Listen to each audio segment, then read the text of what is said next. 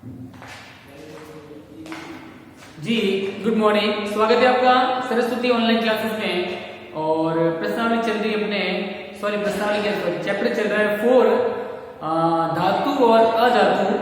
तो धातु और अधातु हम पढ़ रहे थे और इसमें हमने पढ़ा कि धातु जो होती है अम्लों से क्रिया करती है और क्षार से भी क्रिया करती है, और धातु क्षारीय या धातु ऑक्साइड बनाते हैं जो क्षारीय प्रकृति के होते हैं, ये सब हमने पढ़ा। फिर अधातु के बारे में पढ़ा, अधातु कैसी होती है, कैसी क्रिया करती है, कुछ अधातु सक्रिय होती है, ये सब हमने पढ़ा। अब हम पढ़ रहे थे कि कुछ धातुएं जो होती हैं वह सक्रिय होती हैं, कुछ होती है कम सक्रिय, यानी किसी से जल्दी से क्रिया कर लेती है, या कोई क्या होती है अधिक क्रियाशील, अधिक पावरफुल होती है जो कम क्रियाशील को हटा के उसकी जगह खुद बैठ जाती है, वो होती है विस्थापन अभिक्रिया। जब हम कोई और किसी जगह पे उसको हटा के हम खुद बैठ जाएं तो वो होता है विस्थापन। ठीक है, तो विस्थापन अभिक्रिया हम पढ़ रहे थे और इसमें विस्थापन में हमने देखा कि जैसे CuSO4 था, कॉपर सल्फेट, इसी क्रिया कर रही जिंक से, तो क्या करता है जिंक जो है वो इस कॉपर को यहाँ से हटा देगा और खुद बैठ जाएगा। ZnSO4 और इस Cu जो था ये बाहर निकल जाएगा क्योंकि Zn इसकी जगह बैठ जाता है और कॉपर बाहर निकल जाता है। कॉपर मतलब बाहर आ गया। तो इस प्रक्रिया में क्या हुआ, Zn यानी जिंक ने Cu यानी कॉपर को यहाँ से हटाया और खुद इसकी जगह बैठ गया और क्या बन गया ZnSO4। ठीक है, तो ये अधिक क्रियाशील है, ऐसा ये अधिक क्रियाशील, ज्यादा पावरफुल है, अधिक अभिक्रियाशील है, क्रियाशील है। और दूसरी ये कि ये क्रिया अगर CuSO4 की क्रिया वापस CuSO4 की क्रिया Fe से करवाई जाए तो Fe भी क्या करेगा, Fe इस Cu को यहाँ से हटाए खुद इसकी जगह बैठ जाएगा, Fe आ जाएगा यहाँ पे और Cu बाहर निकल जाएगा। तो अगर Fe इसकी जगह आ जाए Cu की जगह तो क्या बनेगा FeSO4 प्लस Cu यहाँ से बाहर निकला, Cu आ गया, फेरस सल्फेट।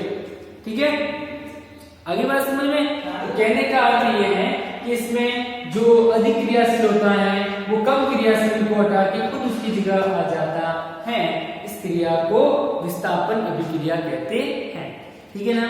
और अब आपको पता चल गया कि फेरस, कॉपर और जिंक इन सब में सबसे अधिक क्रियाशील कौन है, कॉपर से अधिक क्रियाशील है फेरस, फेरस से अधिक क्रियाशील है जिंक। ठीक है, सबसे अधिक क्रियाशील हो गया जिंक, उससे थोड़ा कम फेरस और फिर से कम कॉपर। सबसे अधिक क्रियाशील होता है जिंक, फिर ये कॉपर से, ये सेकंड है, ये थर्ड नंबर है, थर्ड ये है 2 नंबर और ये 1। क्रियाशीलता का क्रम इस प्रकार होता है, सबसे अधिक क्रियाशील तो ये जिंक है, फिर इससे थोड़ा कम ये है और फिर इससे थोड़ा कम ये है। तो बढ़ता क्रम है ये, कॉपर से बड़ा फेरस, फेरस से बड़ा जिंक, ये इनकी अभिक्रियाशीलता का क्रम है। अभिक्रिया कैसे करते हैं, जल्दी से अभिक्रिया करते हैं और इसको हटाने का काम कर देते हैं। तो अभिक्रियाशीलता क्रम हो गया कॉपर से बड़ा फेरस और फेरस से बड़ा जिंक, सबसे बड़ा हो गया जिंक। ठीक है, जिंक सबसे अधिक क्रियाशील है। चलिए तो इसको मैं मिटा देता हूं। धातु और अधातु, इसमें थोड़ा सवाल लिख लो। अगर विस्थापन अभिक्रिया में लिखना है कि अगर CuSO4 की क्रिया फेरस से करवाएं, Fe से करवाने पर फेरस या Fe आयरन फेरस कुछ भी बोलो, आयरन Cu का विस्थापन करके, यानी Cu का विस्थापन करके Cu को वहां से हटा के FeSO4 बनाता है और Cu बाहर निकल जाता है, Cu इसमें से बाहर निकल जाता है, जो निम्न प्रकार है, जो निम्न प्रकार है। ठीक है, जैसे ये CuSO4, कॉपर सल्फेट, पहले बता दिया मैंने, वापस बता रहा हूं, इसी की क्रिया Fe यानी फेरस आयरन से करवाई गई तो क्या बना FeSO4। अब इस Cu की जगह क्या आ गया Fe और Cu बाहर निकल जाता है तो ये बन गया फेरस सल्फेट और ये बन गया कॉपर यानी तांबा कॉपर जो भी बोलो, ठीक है। ये होता है इस क्रिया में। अब हमें पता चल गया कि कम क्रियाशील या जो कम क्रियाशील था उसको अधिक क्रियाशील इसको हटा के उसकी जगह आ जाता है। तो अब आप अभिक्रियाशीलता का क्रम, अभिक्रियाशीलता का क्रम, अभिक्रियाशीलता का क्रम क्या हो जाएगा? सबसे अधिक क्रियाशील में देखो कॉपर से अधिक क्रियाशील कौन है? Fe। जो बड़ा होगा उसके सामने क्या आता है? इस टाइप का निशान है खड्डा और छोटे के सामने क्या आता है? तीर। ये तीर चुभेगा छोटे के और खड्डा आएगा बड़े के सामने। फेरस से ज्यादा क्रियाशील कौन है? जिंक। तो कॉपर से ज्यादा क्रियाशील फेरस, फेरस से ज्यादा क्रियाशील जिंक।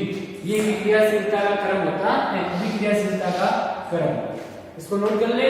फिर हम पढ़ते हैं धातु और धातुओं के उपयोग, इससे क्या काम आते हैं।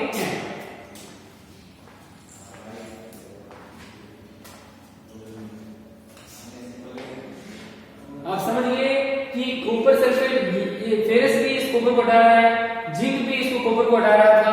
इसका मतलब फेरस और ये जिंक ये दोनों ही कॉपर से अधिक क्रियाशील होते हैं, इसलिए फेरस और जिंक दोनों ही कॉपर को हटा के उसकी जगह कुछ बैठ जाते हैं। अब सबसे अधिक क्रियाशील होता है जिंक, ये याद रखना। कॉपर से अधिक क्रियाशील फेरस, फेरस से अधिक क्रियाशील जिंक होता है और ये भी अभिक्रियाशीलता का क्रम होता है, ठीक है। चलिए इसको नोट कीजिए, फिर आगे बात करते हैं।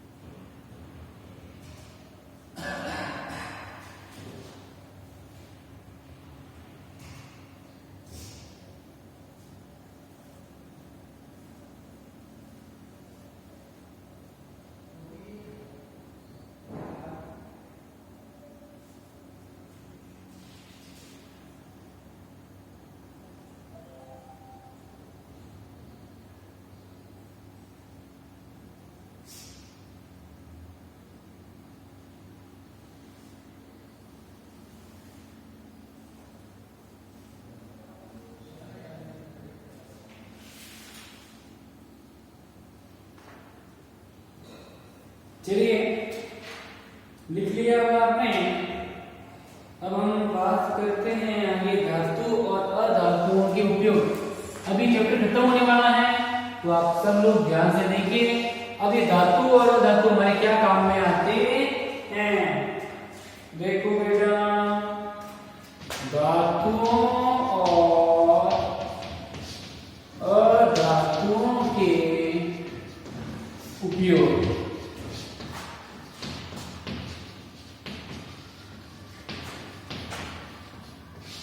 पहले लिख लो धातु और अधातु उपयोग। धातु हमारे क्या काम में आती है? पहले लिखो धातुओं के उपयोग। क्या लिखेंगे? धातुओं के उपयोग। पहला लिखो, एक नंबर लगा के लिखो धातुओं का उपयोग। धातुओं का उपयोग, धातुओं का ही लोहा, सोना, चांदी, तांबा, इन सब का उपयोग कहाँ होता है? धातुओं का उपयोग मशीन बनाने में, मोटर गाड़ियां, वायुयान, मशीनें, कोई भी मशीन बनानी, ज्यादातर मशीन किसकी होती है? लोहे की। लोहा क्या है? धातु। धातु का उपयोग मशीन बनाने में। वायुयान, एरोप्लेन किसके बनते हैं? लोहे के। मोटर गाड़ियां, मोटरसाइकिल, गाड़ियां, मोटर गाड़ियां, रेल, रेल किसकी बनी है? लोहे की। मोटर गाड़ियां, रेल, आगे लिखो मोटर गाड़ियां, रेल,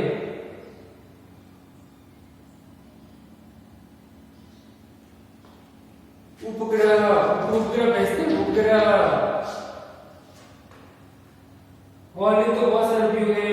औद्योगिक साजो सामान, औद्योगिक साजो सामान, उद्योग में काम आने वाले सामान होते हैं ना, जैसे साजो सामान, जैसे गाड़ी खोलने के पाना वगैरह बनाते हैं, वो लोहे के बनाते हैं पानी वगैरह, ठीक है। तो औद्योगिक साजो सामान, इसके अलावा जो धातु के उपयोग बहुत सारे खिलौने बनाने में, लोहे के खिलौने आते हैं, खिलौने मतलब जाते खिलौने प्लास्टिक के होते हैं। और एक दो बर्तन,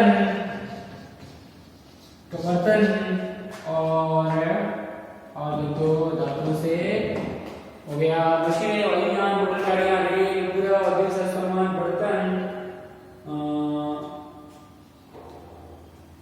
पानी गर्म करने के लिए पात्र होता है जल बॉयलर, जल बॉयलर यानी पानी गर्म करने के लिए जो आता है जल बॉयलर आदि बनाए जाते हैं। चलो इतना पूछ लें। इसके अलावा लिख सकते हो आभूषण, आभूषण किस सोने के आभूषण, आभूषण आदि बनाए जाते हैं। ये उपयोग हो गए, ठीक है। अब लिख दो अधातुओं के उपयोग, अधातुओं के उपयोग। आपको पता है अधातु कौन कौन सी होती है? ऑक्सीजन, सल्फर, फास्फोरस, ये सब क्या है? अधातु। कोयला, ऑक्सीजन, सल्फर, ये सब अधातु हैं। अब लिखो अधातु उपयोग, पहले लिखो अधातु, अधातु कौन सी? O2 यानी ऑक्सीजन, जो हमारे श्वसन के लिए आवश्यक है। ऑक्सीजन क्या है? अधातु है। ऑक्सीजन क्या है? अधातु है। अधातु ओ मानी ऑक्सीजन, जो हमारे श्वसन के लिए आवश्यक है। जीवित जीने के लिए हम ऑक्सीजन गैस लेते हैं ना, तो अधातु ऑक्सीजन भी क्या है? अधातु। दूसरा लिखो अधातु का उपयोग और किसमें होता है? उर्वरक बनाने में। अधातुओं का उपयोग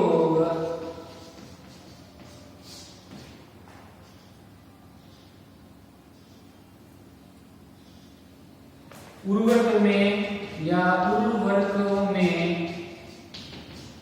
पौधों की वृद्धि के लिए किया जाता है। अब हम जो उर्वरक बनाते हैं जिसमें नाइट्रोजन, फास्फोरस वगैरह होते हैं, नाइट्रोजन, फास्फोरस क्या है? अधातु। तो अधातु का उपयोग उर्वरक बनाने में, खेतों में जो खाद डाली जाती है उर्वरक कहते हैं। रासायनिक पदार्थ जो खाद के रूप में डाला जाता है उसे उर्वरक कहते हैं। उर्वरक कैसे बनते हैं? अधातुओं से, फास्फोरस, नाइट्रोजन, ऑक्सीजन, सल्फर, इनसे। पौधों की वृद्धि के लिए अधातुओं का उपयोग उर्वरकों में पौधों की वृद्धि के लिए आवश्यक है, या पौधों की वृद्धि के लिए जो आवश्यक होता है वो होता है। आगे लिखो जल शुद्धिकरण में अधातुओं का उपयोग पानी को साफ करने, फिल्टर डालते हैं, फिल्टर में क्या होता है? वही H2SO4 है, H2SO4 है। तो अधातु का उपयोग पानी साफ करने में किया जाता है, जल शुद्धिकरण में किया जाता है। अधातु का उपयोग जल शुद्धिकरण में भी किया जाता है। ओके, चलिए नेक्स्ट इसको मिटा दो बेटा। तो लिखो जल्दी से, फिर आगे लिखवाते हैं आपको। लिखो लिखो लिखो लिखो।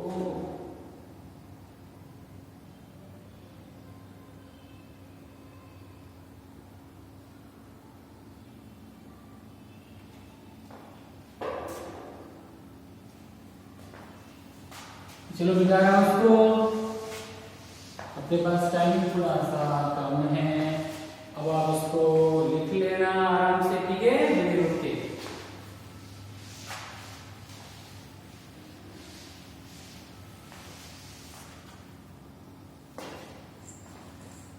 चलिए नेक्स्ट अगला, अधातु का उपयोग होता है एंटीबायोटिक के रूप में। एक बार तो अधातु थी अधातु, इसका उपयोग अधातु जिसका बैंगनी रंग का विलयन बनता है, बैंगनी रंग का विलयन एंटीबायोटिक के रूप में,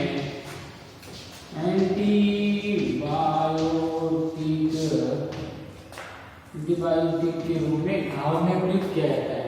तो ये बैंगनी रंग का, देखो ऊपर मलम लगाते हैं, जब आपके लग जाते हैं उसके ऊपर मलम लगाते हैं, वो अधातु का बना होता है। तो अधातु जिसका बैंगनी रंग का विलयन एंटीबायोटिक के रूप में घाव में प्रयुक्त किया जाता है, एंटीबायोटिक के रूप में घाव में या घावों पर लगाया जाता है, घावों पर लगाया जाता है। ठीक है, और लास्ट है अधातुओं का उपयोग पटाखे बनाने में भी किया जाता है। पटाखा बनाने के लिए फास्फोरस अधातु होता है, उसकी जरूरत पड़ती है। पटाखे में जो पटाखा फूटता है ना, सफेद लाल ऐसे आग निकलती है, वो फास्फोरस के कारण निकलती है। अधातु फास्फोरस है, तो अधातु का उपयोग पटाखे बनाने में भी किया जाता है। ठीक है, तो अधातु का उपयोग पटाखे बनाने में किया जाता है। चलो ये चैप्टर हो गया कंप्लीट, इसको नोट कर लो, फिर इसके प्रश्न उत्तर करेंगे। इस पाठ के प्रश्नों उत्तर, चलो शुरू कर लेते हैं प्रश्न उत्तर।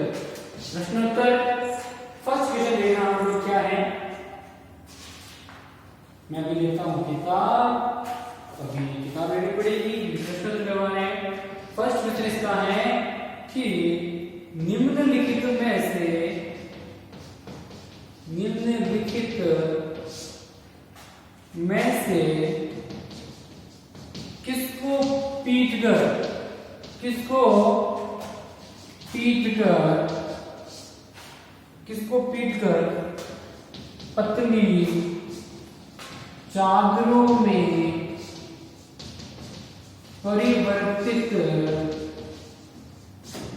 किसको पीटकर पतली चादरों में परिवर्तित किया जा सकता है। ऑप्शन दे रहे हैं, क जिंक, दूसरा है फास्फोरस, तीसरा है सल्फर, चौथा है ऑक्सीजन। प्रश्न क्या देखना ध्यान से, किसको पीटकर पतली चादरों के रूप में परिवर्तित किया जा सकता है? तो पतली चादरों के रूप में परिवर्तन करने के लिए क्या चाहिए? आघात वर्तनीय था। तो धातु जो होते हैं, धातुओं को पीटकर पतली चादरों में बदला जा सकता है। अब इसमें धातु कौन है? देखो, फास्फोरस अधातु, सल्फर अधातु, और ऑक्सीजन में क्या होती है? अधातु। तो धातु कौन है? जिंक। इसलिए जिंक को ही पतली चादर में बदला जा सकता है, क्योंकि धातु को ही चादर में बदला जा सकता है। धातु कौन है? जिंक। ओके, तो उत्तर में लिखेंगे आप ऐसे, उत्तर क जिंक धातु है, और धातु को ही पतली चादर के रूप में बदला जा सकता है, क्योंकि तीनों ही क्या है? अधातु। ऑक्सीजन, सल्फर और फास्फोरस अधातु है, याद रखना। ठीक है, देखो इसको फिर अगर